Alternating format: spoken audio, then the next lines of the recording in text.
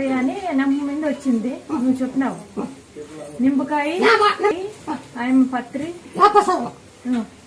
నిమ్మకాయ వాడిపోతుంది. పసుపు కాకరకాయ మరగబెట్టి కొంచెం తాగన్నావు.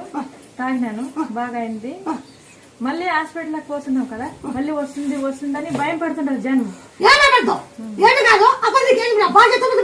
బాగా అయింది,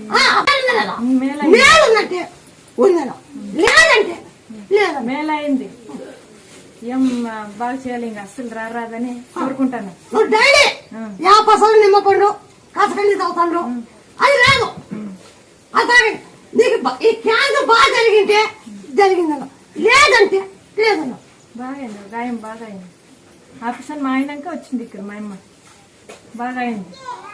నమ్మచ్చ మాట నమ్మచ్చా చెప్తుంది కదా నమ్మకం లేకుండా ఏమిటి